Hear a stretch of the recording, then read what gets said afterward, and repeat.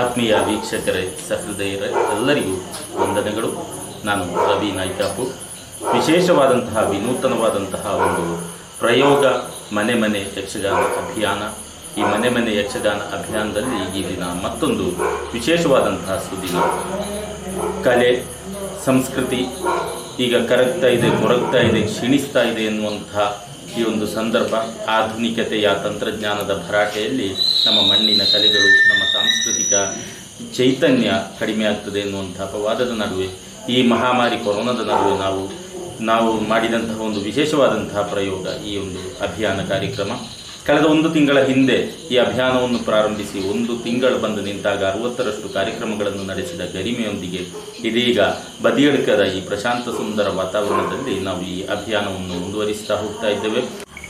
ಪೂಜ್ಯರಾದ ಶ್ರೀಮದ್ ಎಡನೀರು ಮಠಾಧೀಶರು, ಅದೇ ರೀತಿ ಕೊಂಡೆಊರು ಶ್ರೀಗಳ ಶುಭಾಶೀರ್ವಾದದೊಂದಿಗೆ ಘನವೆತ್ತ ಕರ್ನಾಟಕ ಸರ್ಕಾರದ ಕನ್ನಡ ಅಭಿವೃದ್ಧಿ ಪ್ರಾಧಿಕಾರ, ಕರ್ನಾಟಕ ಜಾನಪದ ಪರಿಷತ್ತಿನ ಕೇರಳ ಗಡಿನಾಡ ಘಟಕ, ಕಾಸರಗೋಡು ಕನ್ನಡ ಪತ್ರಕರ್ತರ ಸಂಘ, ಅದೇ ರೀತಿ ಗಡಿನಾಡ ಯಕ್ಷಗಾನ ಅಕಾಡೆಮಿ ಎಂಬುವುಗಳ ಸಹಕಾರದೊಂದಿಗೆ ಈ ಒಂದು ಕಾರ್ಯಕ್ರಮ ಮುಂದುವರಿಯುತ್ತದೆ.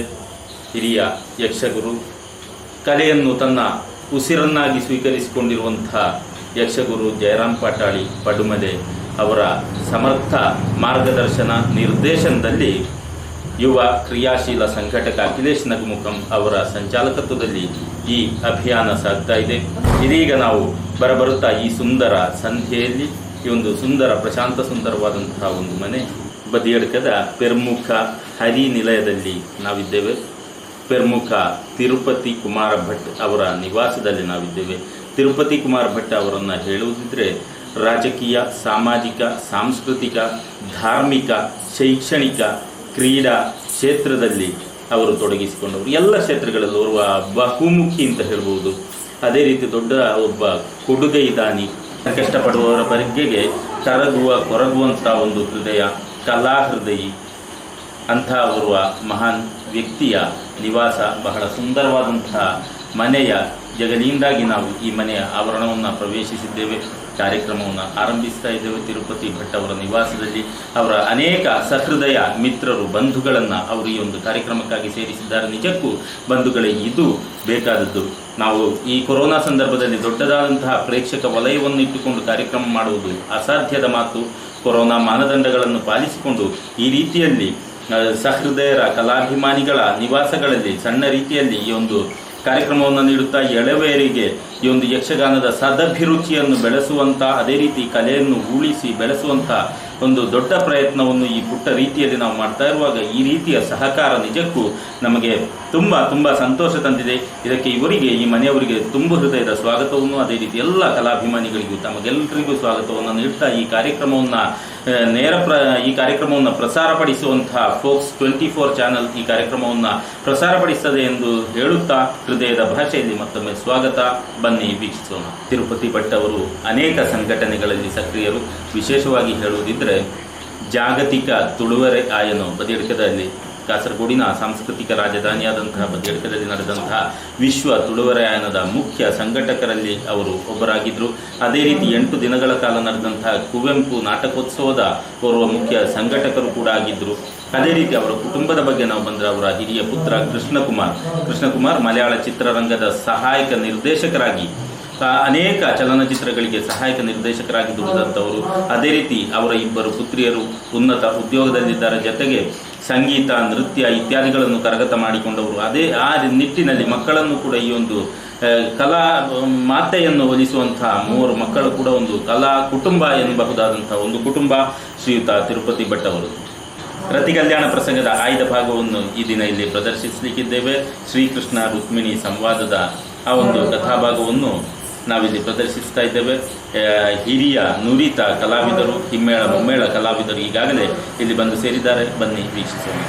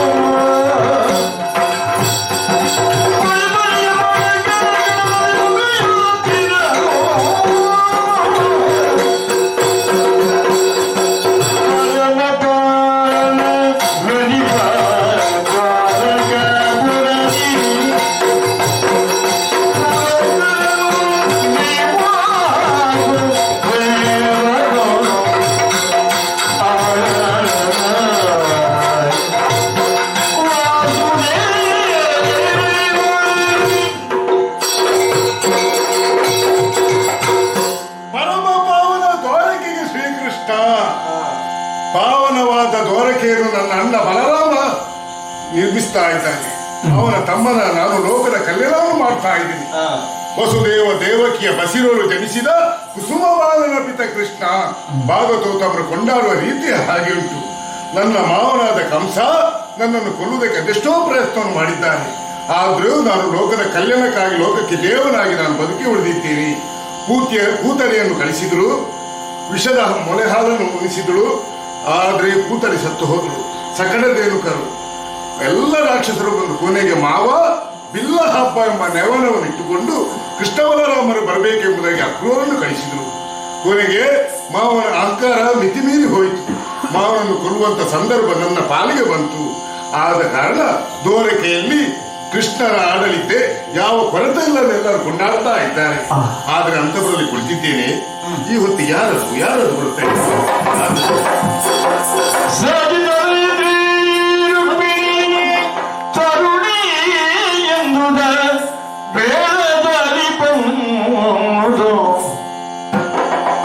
ಗರುಡಗಮನನ ಪದ ಕೆರಗಲು ಓಟ ಚರಿಸುತ್ತ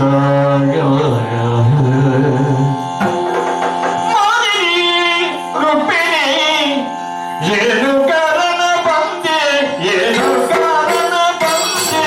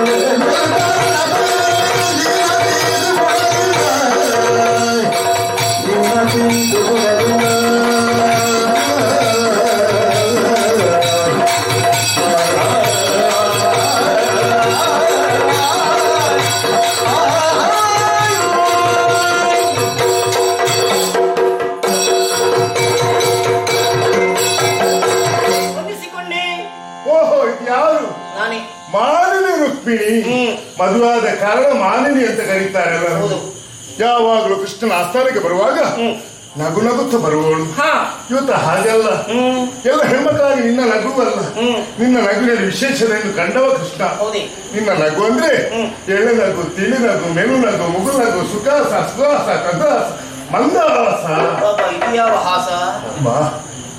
ಏನೇ ತಾವರೆಯನ್ನು ಬಂಡೆ ಬೆಳೆಸಿಗೆ ಬಾಡಿ ಮುಗಿದು ಹೋಗ್ತದೆ, ಹಾಗೆ ನಿನ್ನ ಒದರವರೆಂದು ಬಾಡಿ ಹೋಗಿದೆ. ಯಾವತ್ತು ಬರುವಾಗ ಬಂದಿರಿ ಸ್ವಾಮಿ, ನಿಮಗೆ ಏನು ಬೇಕು ಸ್ವಾಮಿ, ಹೇಗಿದ್ದೀರಿ ಸ್ವಾಮಿ, ಸಂತೋಷ ಬೇಕು ಹೇಳುವವಳು ಮೊದಲೇ ಕೇಳ್ತಿದ್ದೆ. ಹೌದು, ಇವತ್ತು ಹಾಗಲ್ಲ. ಏನು ಮುಖ ಕಂದಿ ಹೋಗಿ ಹೇಳಬೇಕೆಂಬ ಓಹೋ ಏನಂದು ನಾವೇನದಿಂದ ಬಂದಿದ್ದಿ. ಓಹೋ ಜೊತೆಯಲ್ಲಿ ಮನ್ಮಂತರು ಇದ್ದಾನೆ. ಈ ದುಗುಡದಿಂದ ಬರೋದಕ್ಕೆ ಏನು ಕಾರಣ, ಏನಾಯ್ತು ನಿಮಗೆ ಅರ್ಥ ಆಗ್ಲಿಲ್ಲ ಇಲ್ಲ ಸ್ವಾಮಿ. ಲಾಲಿ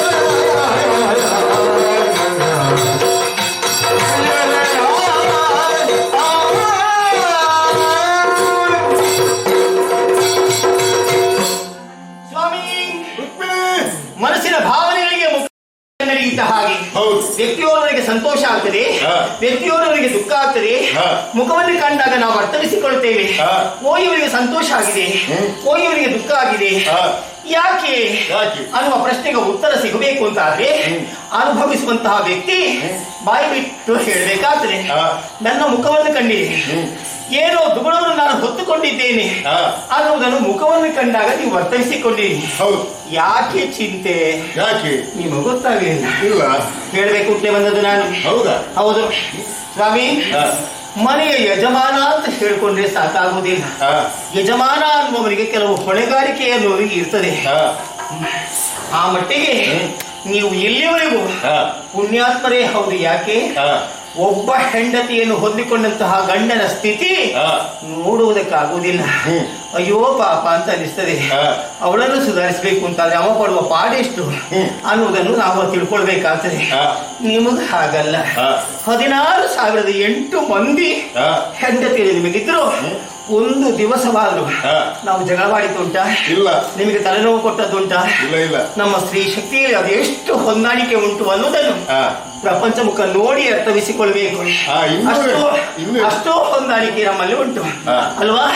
ಆ ಮಟ್ಟಿಗೆ ಹೇಳುವುದಾದ್ರೆ ನೀವು ಭಾಗ್ಯಶಾಲಿಗಳೇ. ಹಾ. ಹೌದಾದ್ರೂ ಸ್ವಲ್ಪ ನಿಮಗೆ ಜಡತ್ವ ಬಂದದ್ದು ಆ ಕಾರಣಕ್ಕಾಗಿ. ಏನು? ಯಾಕೆ? ಹಾ. ಎಲ್ಲ ಇವರು ಸುಧಾರಿಸಿಕೊಳ್ತಾರೆ, ಹಾ. ನನಗೆ ಎಂತದ್ದು ಹಾ. ಅನ್ನುವಂತಹ ಉಡಾಫೆ.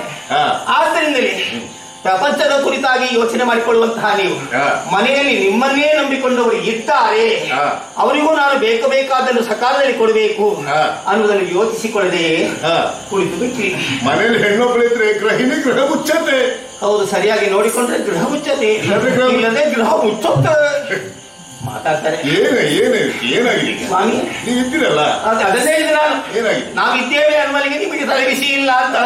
ಈಗ ನೀವು ಮಾಡಬೇಕಾದಂತಹ ಕರ್ತವ್ಯ ಏನು ಹಾ. ಅನ್ನುವುದನ್ನು ನೆನಪು ಹುಟ್ಟಿಸುವುದಕ್ಕಾಗಿ ನಾನು ಈ ಕಡೆಗೆ ಧಾವಿಸಿ ಬಂದದ್ದು. ಯಾವುದೇ ಸ್ವಾಮಿ, ಹಾ. ಅದು ಪ್ರಾಯಕ್ಕೆ ಬಂದಂತ ಹೆಣ್ಣಾಗ್ಲಿ ಗಂಡಾಗ್ಲಿ ಹಾ. ಮನೆಯಲ್ಲಿ ಇದ್ದಾರೆ ಅಂತಾದ್ರೆ ಹಾ. ಅವರು ಪ್ರಾಯಕ್ಕೆ ಬಂದಿದ್ದಾರೆ ಎನ್ನುವುದು ಹಾ. ಮನೆಯಲ್ಲಿರುವ ಅಪ್ಪ ಅಮ್ಮನಿಗೆ ಮೊದಲು ಗೊತ್ತಾಗಬೇಕು. ಗೊತ್ತಾಗ್ಬೇಕು. ಅವರಿಗೆ ಗೊತ್ತಾಗದೆ ಮೊದಲು ಊರಿನವರಿಗೆ ಗೊತ್ತಾದ್ರೆ ಹಾ. ಮನೆಯವರಿಗೆ ಸ್ವಲ್ಪ ಕಷ್ಟ ಆಗ್ತದೆ. ಹೌದು. ಅದನ್ನು ಆಲೋಚನೆ ಮಾಡಿ ವ್ಯವಹಾರ ಮಾಡಬೇಕು. ಏನಾಗಿದೆ? ಯಾರು? ನಿಮಗೆ ಯಾವ ಯೋಚನೆ ಇಲ್ಲ ಅಂತ ನಿಮಗೆ ಹೇಳಿದ್ದು ನಾನು, ಮತ್ತೆ ಯಾರಿಗೆಲ್ಲ ನನಗೆ ನಮ್ಮನೆ ಏನಾಗಿದೆ? ನಮ್ಮನೇಲಿ ಏನಾಗಿದೆ? ಹಾ. ಸಿಕ್ಕಿದ್ರೆ ಇನ್ನೂ ಒಂದು ಸಿಗ್ಲಿ ಅಂತ ಕಾಯುವ ಜಾತಿ ಇವರು. 16,008 ಉಂಟು, 9 ಆದ್ರೂ ಅಡ್ಡಿ ಇಲ್ಲ ಅಂತ ಹೇಳುವ ಜನ ಇವರು. ಕೃಷ್ಣ ಶ್ರೀಲೋಲ ಅಲ್ವಾ? ನಿಮ್ಮಲ್ಲಿ ದೋಲಗೆ ನಿಂತಿತ್ತು ಮಾತಾಡ್ತಾರೆ. ಹಾ. ಅಲ್ಲಿ ಪ್ರಾಯಕ್ಕೆ ಬಂದ ಹುಡುಗ ಮನ್ಮಥ ಮನೆಯಲ್ಲಿ ಇದ್ದಾನೆ, ಹಾ. ಅವನಿಗೆ ಮದುವೆ ಮಾಡಬೇಕು ಅನ್ನುವಂತಹ ಸ್ವಲ್ಪ ಯೋಚನೆಯೂ ಇಲ್ಲದೆ ಅವನಿಗೆ ಸಣ್ಣವಲ್ವ? ಕೃಷ್ಣ ಶ್ರೀಲೋಲ ಅವ ಸಣ್ಣವಲ್ವ? ಎಂತ ಸಣ್ಣವ? ಹೌದು, ನೀವು ಹೇಳುವುದು ಯಾಕೆಂದ್ರೆ ನನಗೆ ಗೊತ್ತುಂಟು. ಹಾ. ಅವ ಸಣ್ಣವ ಅಂತ ಹೋದ್ರೆ ನಿಮಗೆ ಪ್ರಾಯ ಆಗಲಿಲ್ಲ. ನಿಮಗೆ ಎಷ್ಟು ನಿಮಗೆ ವಯಸ್ಸೆಷ್ಟಾಯ್ತು ಅಂತ ಗೊತ್ತಿಲ್ಲ ನಿಮಗೆ. ಗೊತ್ತಾಗುದಿಲ್ಲ. ಇವ್ರ ತಲೆ ನಾನು ಸಣ್ಣ ಹುಡುಗ ಅಂತ ಉಂಟು ಇನ್ನು. ಹುಡುಗ? ಆದ್ದರಿಂದ ಅವ ಸಣ್ಣವನ ಅಂತ ಹೇಳಿಕೊಂಡು ಹಾ. ನನಗೆ ವಯಸ್ಸಾಗಲಿಲ್ಲ ಅಂತ ತೋರ್ಪಡಿಸುವುದೆಲ್ಲ ಬೇಡ. ಹಾ. ನಿಮ್ಮ ವಯಸ್ಸೆಷ್ಟು ಅಂತ ನಿಮ್ಮ ಮುಖ ನೋಡಿದ್ರೆ ಗೊತ್ತಾಗ್ತದೆ. ಮಾತಾಡ್ತಾರೆ. ಆಲೋಚನೆ ಬೇರೆ ಉಂಟು. ಮಗನಿಗೆ ಮದುವೆ ಆದ್ರೆ, ಹಾ. ಮಗನಿಗೆ ಮಗು ಆದ್ರೆ ನೀನೊಂದು ಅಜ್ಜ ಆಗ್ಬೋದಂತಲ್ವ? ಹೌದು, ನಾನು ಅಜ್ಜ ಆಗೋದು ನೀವು ಅಜ್ಜ ಆಗ್ತೀರಿ. ಅದು ಸ್ವಲ್ಪ ನೆನಪಿಟ್ಟುಕೊಳ್ಳಿ. ಏನು ಹಾ. ನನಗೆ ಅದು ಬೇಸರ ಏನೂ ಇಲ್ಲ, ಹಾ. ಅದು ಆಗಬೇಕಾದದ್ದೇ. ಆದ್ರೆ ಹಾ. ಪ್ರಸ್ತುತ ಆಗಬೇಕಾದ ಕಾರ್ಯದ ಕುರಿತಾಗಿ ನೀವು ಯೋಚನೆ ಮಾಡಿಕೊಳ್ಳಿಲ್ಲ ಹಾ. ಅನ್ನುವುದನ್ನು ನೆನಪು ಹುಟ್ಟಿಸುವುದಕ್ಕಾಗಿ ನಾವು ಇಷ್ಟೆಲ್ಲ ಮಂದಿ ಒಟ್ಟು ಕೂಡಿಕೊಂಡು ಬಂದದ್ದು ಇಲ್ಲಿಗೆ. ಓ. ಮನ್ಮಥನಿಗೆ ಮದುವೆ ಉಂಟಾ ಇಲ್ವೋ? ಅದಕ್ಕೆ ಈಗ ಚಿಂತೆ ಎಲ್ಲ ಮಾಡುದ? ಹಾ. ಓ ಸರಸಿತ ಗಂಧಿ. ಏನು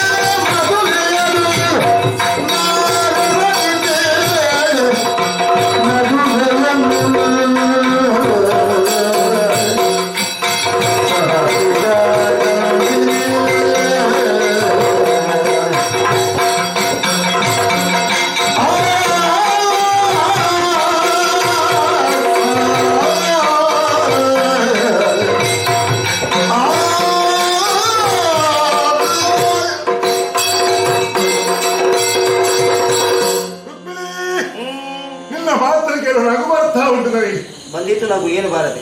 ಅಯ್ಯೋ ದೇವ್ರೆ, ಏನೋ ಬೇರೆ ವಿಷಯ ತಿಳಿದುಕೊಂಡೆ ನಾನು. ರುಕ್ಮಿಣಿಗೆ ಮಾತು ಹೇಳುದ ಮತ್ತಲ್ವಾ? ಇದು ಸಣ್ಣ ವಿಷಯ, ಯಾಕೆ ಚಿಂತೆ ಮಾಡ್ತಾ ಇದ್ದೀನಿ? ಅದೇ ಕತೆ. ಸುಮ್ಮನೆ ಚಿಂತೆ ಮಾಡುವುದಷ್ಟೇ. ನಾನು ಹೇಳಿ ಕೆಲಸ ಆಗುದಿಲ್ಲ. ಆಗ್ತದೆ. ಕೃಷ್ಣ ಯಾವತ್ತು ಹೇಳಿದಾನ ಆ ಕಾರ್ಯವನ್ನು ಮಾಡಿ ತೋರಿಸುವವ ನಾನು. ಹೌದೇ? ಹೇಳಿದ ಮಾತನ್ನು ತಪ್ಪುದಿಲ್ಲ, ಚಿಂತೆ ಮಾಡಬೇಡ. ಅದಕ್ಕಾಗಿ ಹೇಳ್ತಾ ಇದ್ದೀನಿ, ಇವತ್ತು ಲೆಕ್ಕ ಮಾಡು. ಇವತ್ತು ಲೆಕ್ಕ ಮಾಡ್ಬೇಕು. ಇವತ್ತಿನಿಂದ ಲೆಕ್ಕ ಮಾಡು. ನೋಡುವ ಮತ್ತೆ ಎಷ್ಟು ಸಿಗ್ತದೆ ಅಂತ ಲೆಕ್ಕ ಮಾಡಬೇಕು. ಹೌದಾ? ಇವತ್ತಿನಿಂದ ಲೆಕ್ಕ ಮಾಡು. ಈಗ ಲೆಕ್ಕ ಮಾಡ್ಲಿಕ್ಕೆ ಆಗುದಿಲ್ಲ, ಎಲ್ಲ ಬಂದಾಗ. ಮದುವೆಯ ದಿವಸ ಲೆಕ್ಕ ಮಾಡು. ಇಂದಿನಿಂದ 8 ದಿವಸದೊಳಗೆ ತರಲ ಮನ್ಮಥನಿಗೆ ಮದುವೆ ನಾನು ಮಾಡ್ತೇನೆ. 8 ದಿವಸದಲ್ಲಿ ಮನ್ಮಥನಿಗೆ ಮದುವೆ ನೀವು ಮಾಡಿ.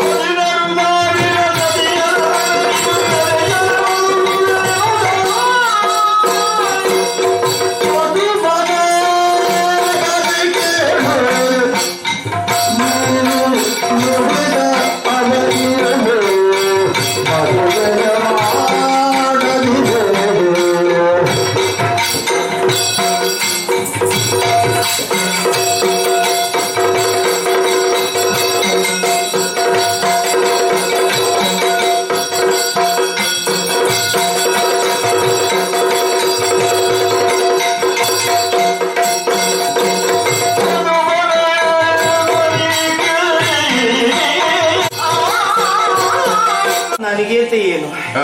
ಯಾರಿಗಾದ್ರೂ ನಗು ಬರಲೇಬೇಕು. ಸುಲಭದಲ್ಲಿ ಆಯ್ತು. ಅಲ್ಲ, 8ರ ಗಂಟನ್ನು ನೀವು ಬಿಡುವುದೇ ಇಲ್ಲಲ್ಲ. ಆಹಾ. ಎಲ್ಲಿ ಹೋಗುದಾದ್ರೂ ಆ ಗಂಟೆ ಹಿಡ್ಕೊಂಡೇ ಹೋಗುದು ಈ ಪುಣ್ಯಾತ್ಮ. ಹೌದು. ಅಲ್ಲ, 8 8 8 8ರ ನಂಟು. ಹಾ. ಅದೇ ಮಾತನ್ನು ಈ ಹೊತ್ತಿನಲ್ಲಿ ನೀವು ಆಡಿದ್ದೀರಿ. ಹಾ. 8 ದಿವಸದ ಒಳಗೆ ಹಾ. ಮನ್ಮಥನಿಗೆ ಮದುವೆ ಮಾಡುತ್ತೇನೆ. ಹಾ. ಏನು ನಿಮ್ಮ ಮದುವೆ ಆದ ಹಾಗೆ ಅಂತ ಲೆಕ್ಕ ಹಾಕಿದ್ರೆ ನೀವು? ಅಲ್ಲ, ಮನ್ಮಥನ ಮದುವೆ ಇದು. ಹೌದು. ಅನುರೂಪಳಾದಂತಹ ಹೆಣ್ಣಾಗ್ಬೇಕು ಮನ್ಮಥನಿಗೆ, ಹಾ. ಅಲ್ವಾ? ನಿಮಗೆ ಹಾಗಿದ್ರು ಆಗ್ತದೆ, ಆಹಾ. ಅವನಿಗೆ ಹಾಗಾಗಬಾರದು. ಹೌದಾ? ಆದ್ದರಿಂದ ಅವನಿಗೆ ರೂಪವತಿಯಾದ ಹುಡುಗಿಯೇ ಆಗಬೇಕು. ಹಾ. ಧೈರ್ಯದಲ್ಲಿ 8 ದಿವಸದಲ್ಲಿ ಅಂತ ಆಡಿದ್ರಿ ನೀವು. ಆಡಿದ ಮಾತು ಸ್ವಾಮಿ! ತಪ್ಪುದಿಲ್ಲ. ಅಲ್ಲ, ನೀವು ತಪ್ಪುದಿಲ್ಲ ಅಂತ ನೀವು ಹೇಳ್ತೀರಿ. ಹಾ. ನನ್ನ ಮಾತು ಏನು ಅಂತ ಕೇಳಿ. ಏನು 8 ದಿವಸದಲ್ಲಿ ಮದುವೆ ಮಾಡದೆ ಇದ್ದಾರೆ ಮಾಡದಿದ್ರೆ ಏನು ಅಂತ ಕೇಳಿ. ಏನು 16,000 ಒಂದು. ಆಶ್ಚರ್ಯ ಮಾಡಬೇಕು. 7 ಮಂದಿ ಇಲ್ಲಿದ್ದಾರೆ. 7 ಮಂದಿ ನನ್ನ ಒಟ್ಟಿಗೆ ಬರಲಿಲ್ಲ ಈಗ. ಹಾ. ಈ 16,000 ನನ್ನ ಜೊತೆಯಲ್ಲಿಯೇ ಇದ್ದಾರೆ. ಹಾ. ಹಾಗಾಗಿ ನನ್ನನ್ನು ಸೇರಿಸಿಕೊಂಡು ಹೇಳಿದ್ದು ಹಾ. 16,001 ಮಂದಿ ಅಂತ. ಹಾ. ನಿಮ್ಮ ಸೇವೆಯನ್ನು ಮಾಡುವುದು ಬಿಟ್ಟು ಹಾ. ಈ ಮನೆಯಲ್ಲಿಯೇ ನಿಲ್ಲದೆ ಹೊರಟು ಹೋಗುವುದೇ. ಸಾಕು ಮಾಡಿ.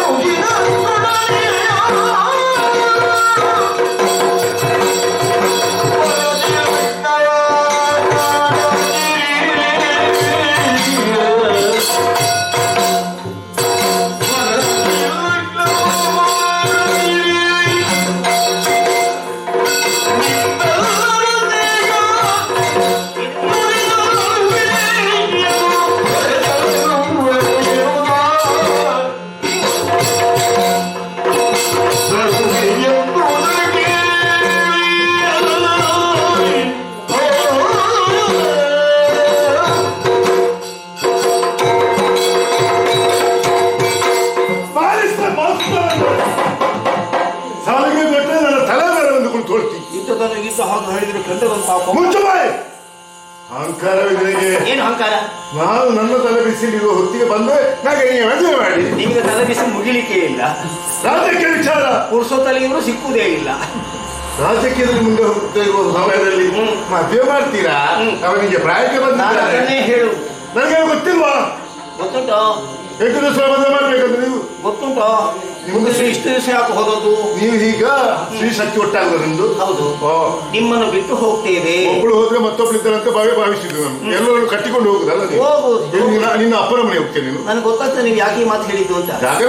ನಿಮ್ಮ ಜೊತೆಯಲ್ಲಿ ಬರುವ ಹೊತ್ತಿನಲ್ಲಿ ಅಣ್ಣನ ಮುಂದಲೆಯನ್ನು ಕೊಯಿಸಿ ಅಪ್ಪನ ಮನೆಯ ಸಂಪರ್ಕವನ್ನೇ ಕಡಿದು ನಾನು ಬಂದಿದ್ದೇನೆ ಅಂತ ಈ ಹೊತ್ತಿನಲ್ಲಿ ಎಲ್ಲರೂ ನೀನು ಅಪ್ಪನ ಮನೆಗೆ ಹೋಗ್ತೀಯಾ? ಈಗ ನನಗೆ ಮನೆಗೆ ಇಲ್ಲದಿದ್ರು ನನ್ನ ಒಟ್ಟಿಗೆ ಬಂದವರು 16,000 ಮಂದಿ ಬೇರೆ ಇದ್ದಾರೆ. ಅವರು ಯಾರಾದ್ರೂ ಒಬ್ಬರ ಮನೆಗೆ ಹೋಗಿ ಕೂತ್ಕೊಳ್ಳೋದೆ. ಕಾಳಿಕೆ ಗುಡಿಯಲ್ಲಿ ಪ್ರೇಮ ಮಾತ್ರ ಬರ್ತಿದ್ದೇನೆ, ರಮಣ ಬರ್ತಿದ್ದೇನೆ. ಇವರಿಗೆ ಕೈ ಮುಗಿಬೇಕು, ಶರಣು ಅಂತ ಹೇಳಬೇಕು. ಯಾಕೆಂದ್ರೆ ಅದೊಂದು ಆದರ್ಶ ಆಗಿದೆ ಈ ಹೊತ್ತಿನಲ್ಲಿ. ಹೆಣ್ಮಕ್ಳು ಏನಾದ್ರು ಪತ್ರ ಬರೀಲಿಕ್ಕೆ ಆರಂಭ ಮಾಡಿದ್ದಾರೆ ಅಂತ ಹೇಳಿದ್ರೆ ಅದು ರುಕ್ಮಿಣಿಯ ಆದರ್ಶ, ಸುಮ್ಮನೆ ಅಲ್ಲ. ಹೌದು, ಆದರ್ಶ ನಿಲ್ಲಿಸ್ತೇವೆ. ಇವತ್ತಿನಿಂದ ನಿಮ್ಮ ಮಕ್ಕಳು ನೋಡುದಿಲ್ಲ. 16,008 ಮಂದಿ ಮಾಡೋದೇ ಬೇಡ, 16,9 ಹುಡುಕಿಕೊಂಡು ಹೋಗ್ಲಿ ಗೊತ್ತಿಲ್ಲ ನನಗೆ. ನನ್ನ ಕೈ ಬಿಡು, ನನ್ನ ಕೈ ಹಿಡಿಬೇಡ, ನನ್ನ ಕೈ ಹಿಡಿಬೇಡ. ಯಜಮಾನ್ರೆ, ನಿಮ್ಮ ಕೈ ಯಾರು ಹಿಡಿದದ್ದು? ನೀವು ಅದೆಲ್ಲ ಭ್ರಮೆಯಾಗಿದೆ. ಈ ಸತ್ಯ ಹೇಳ್ಬೇಕಾ? ಇವರಿಗೆ ಸ್ತ್ರೀ ಮೇಳವನ್ನು ಬಿಟ್ಟಿದ್ದವರಲ್ಲ ಇವರು. ಎಷ್ಟು ಜನರನ್ನು ಬಿಟ್ಟಿರ್ಬೇಕಲ್ಲ ಅಂತ ತಲೆ ಬಿಸಿ ಆರಾಮಾಗಿ ಕೈ ಬಿಡು, ಕೈ ಹೋಗ್ಲಿಕ್ಕೆ ಮನಸ್ಸಿಲ್ಲ.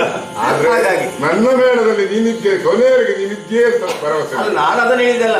ನಾನು ಈ ಮನ್ಮಥನಿಗೆ ಮದುವೆ ಆಗದಿದ್ರೆ ನಿಮ್ಮ ಮೇಳ ಬಿಟ್ಟು ಹೋಗುದೇ. ಬೇಡ ಬೇಡ ಬೇಡ, ಮೇಳ ಬಿಟ್ಟು ಹೋಗೋದು ಬೇಡ. ಈಗ ನಿಮ್ಮನ್ನು ಇಷ್ಟು ಹೊತ್ತಿನವರೆಗೂ ಕೂಡ ನಾನು ಕೆಣಕಿದೆ. ಯಾಕೆ? ಮನ್ಮಥನಿಗೆ ಮದುವೆಯಾಗಬೇಕು ಎನ್ನುವ ಹಂಬಲವನ್ನು ಹೊತ್ತುಕೊಂಡ ಕಾರಣದಿಂದ.